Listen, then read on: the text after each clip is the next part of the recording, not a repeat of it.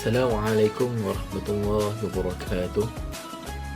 Kami dari Kumpulan 11 akan membentangkan tugasan bagi subjek Qawaid Al-Lughah Al-Arabiyah 3 bertajuk Munada. Saya Ahmad Zulhadi Muzulkarnain dan rakan-rakan saya yang akan membentang selepas ini adalah Abdul Syarul Azraf, Muhammad Ikmal dan Muhammad Nazri dan Muhammad Firdaus. Pertama sekali kita teruskan kepada takrif munada. Secara ringkasnya, munada ni ialah kata nama lah. Kata nama yang disebut selepas huruf seruan atau huruf nida.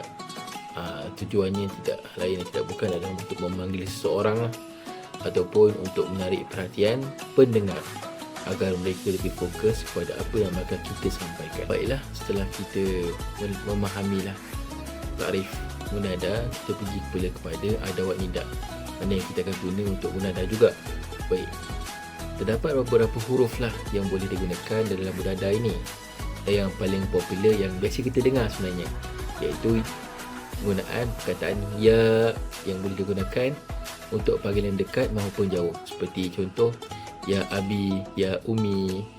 Manakala penggunaan ayu dan hamzah khusus untuk panggilan dekat, dan manakala pula hayya ataupun ayah digunakan untuk memanggil orang yang jauh. Baiklah, setelah kita faham definisi dan alatnya munada ni, kita bolehlah kita lihat bagaimana pula hukum i'rab bagi munada ini.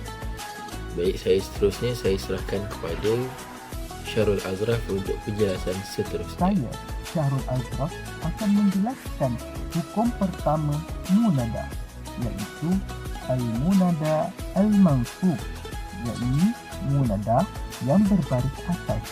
Kategori pertama ialah mudhaf.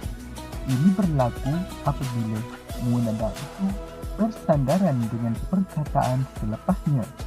Contohnya, ya Abdullah.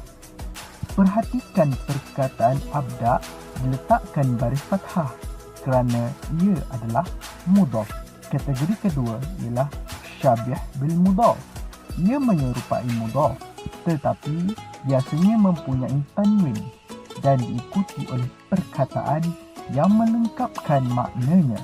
Contohnya, ya talian jabalan, yang bermaksud wahai pendaki gunung. Kedua-dua kategori ini wajib dibaca dengan hukum mansub. Okey, seterusnya saya Ikmal Azhar akan menyambung kategori yang ketiga di bawah hukum mansub, iaitu nakirah ghairu maqsudah. Okay. Nakirah ghairu maqsudah huwa nida'u syakhsin ghairi muayyin. Maksudnya apa?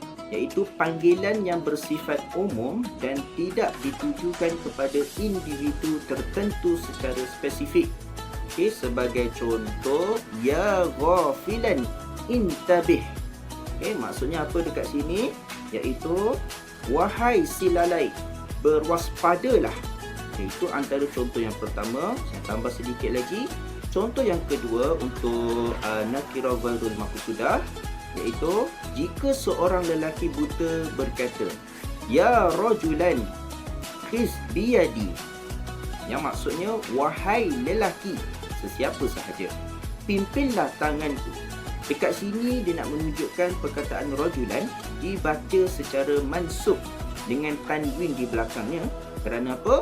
Kerana si pemanggil tidak memanggil lelaki tertentu. Sebabnya dia memanggil sesiapa sahaja yang mendengar ketika itu. Jadi ini adalah perbezaan penting yang perlu kita fahami dalam nahwu munada. Seterusnya saya Muhammad Nazri akan menerangkan hukum kedua, iaitu munadi al-mabni, iaitu munada yang dibina atas tanda rafa'. Ia tidak berbaris atas mansub, sebaliknya ia kekal dengan tanda rafa' seperti dhammah. Kategori pertama adalah ilmu mufrad, iaitu nama khas orang atau tempat. Contoh, ya Muhammadu. Walaupun ia munada, kita tidak sebut sebagai Muhammadan.